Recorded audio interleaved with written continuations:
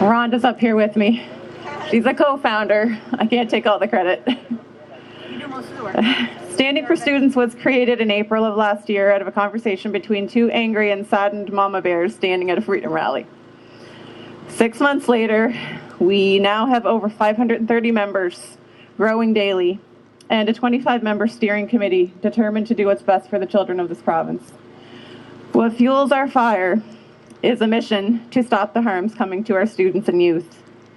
I have heard some people say, well, what's going on here? The children are fine. They're fine. There's nothing wrong. What are you talking about? They'll say. And I can tell you after doing this for 6 months, the children are not fine.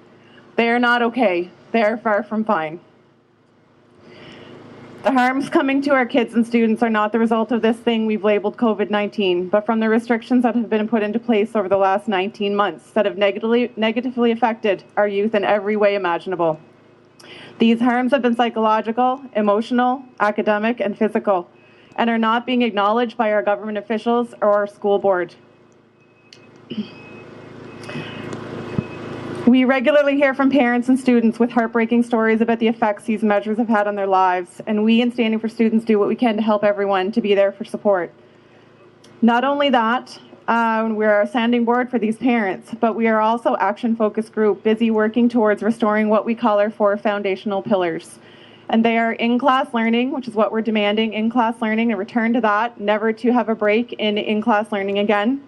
Number 2, maskless education. Our children should not be masked in school ever again, not for a single day. Number 3, activities and clubs that they're involved in should never be canceled or held hostage again. They need these for their development in every way. They need this sense of normalcy. Number 4, medical and bodily autonomy. No interference by the government or the public school board about medical choices for these children, and they have no right to even ask or to know this information.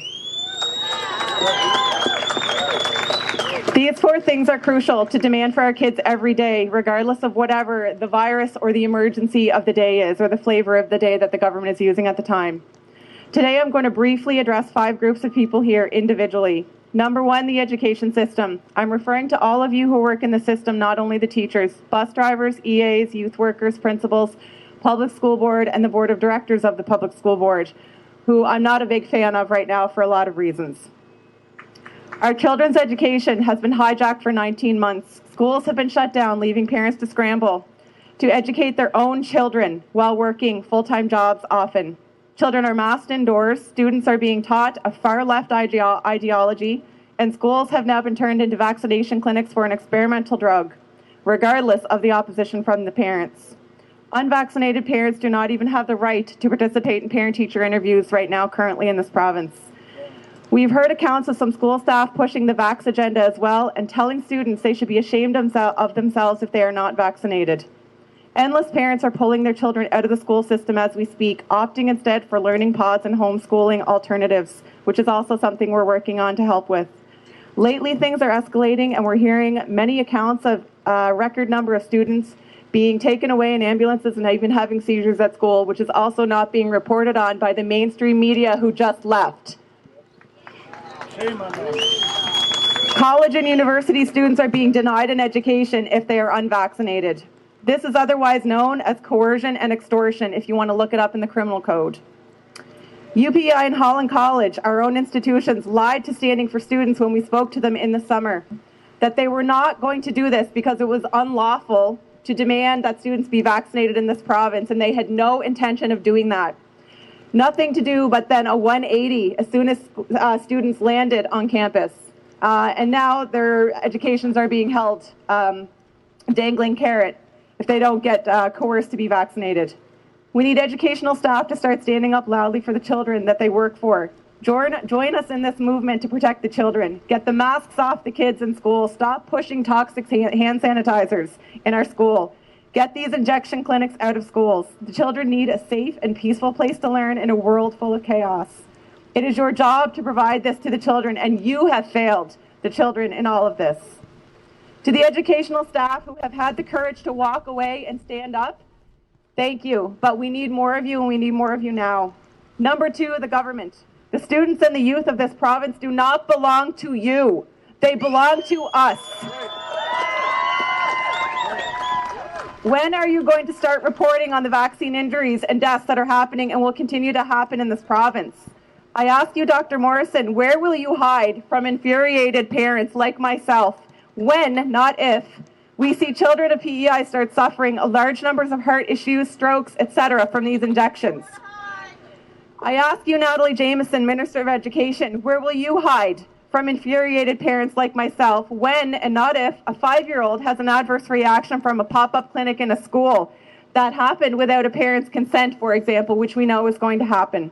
How many adverse reactions and deaths will have to happen here before the government officials recognize this one big, massive mistake? The people have woken up to the lies and corruption, and you know it. The narrative is crumbling. We are a small province, and all of you government officials live amongst us in a small community. Kids play sports together, and you are our neighbors. We will never forget that what you have done to our children. Stop this while you still can. Stand with us, the people you are supposed to be held accountable to. Number 3, the media. Mainstream media, who I'm referring to, you are CBC, The Guardian, The Journal, you know who you are. We know you've been coerced and well-funded to refrain from reporting on the truth to do with our kids. In doing so, you are selling out our children and your own children. You are complicit in committing crimes against humanity and children. You are a major reason why parents and children have believed there is an actual health emergency these past 19 months. You have created the fear that has kept additional fuel to this fire. It is time to start telling the truth and stop lying.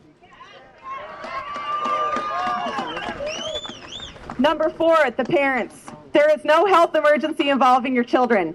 19 months have passed here and not a single child in PEI has died from what they are calling COVID-19.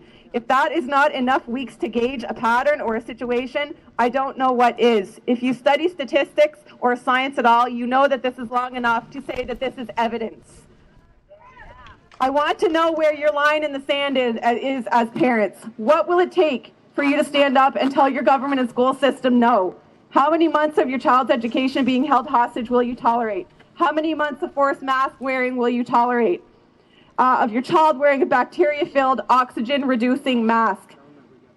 How many months of your children's sports activities being taken away or canceled will you tolerate? How many of your community's children developing heart issues will you tolerate before you get angry and stand with us? How many PEI kids in hospital over vax injuries is it going to take to infuriate the rest of you? As a mother, I can tell you I've had enough. I had enough 19 months ago. Number 5, and most importantly, our students, our youth. You are our province's children and youth. You are the reason we are here.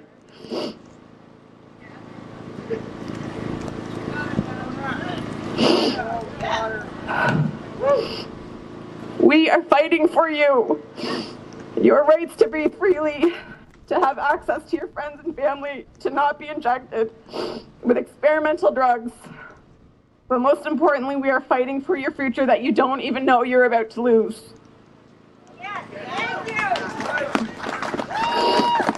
you. You need to know that millions of young people around the world are standing up against this.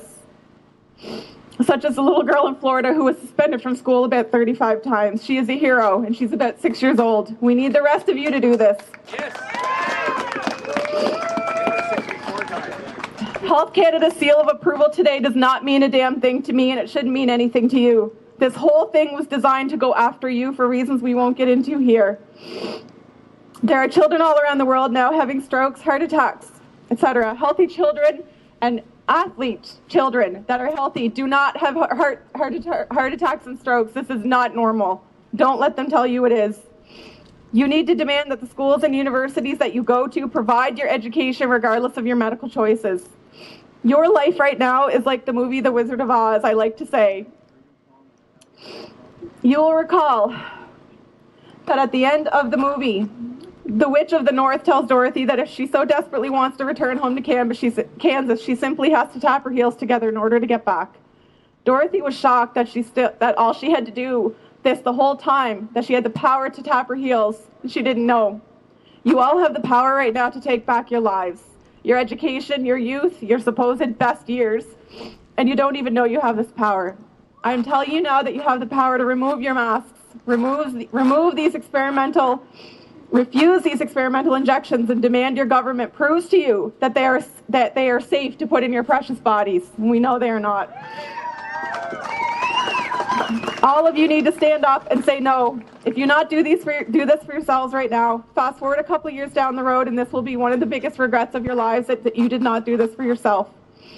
In closing, I say this important thing. The truth is coming at you, youth, students, like a freight train, and it cannot come fast enough. Please wait for this train to arrive before allowing anyone to put this needle in your body. Right now, you are standing on the train tracks, and we are here simply trying to push you off the tracks until this train passes by with the truth. Please get off the tracks and help us buy some time until the truth is exposed. We love you, and we want you to stand with us to fight for you.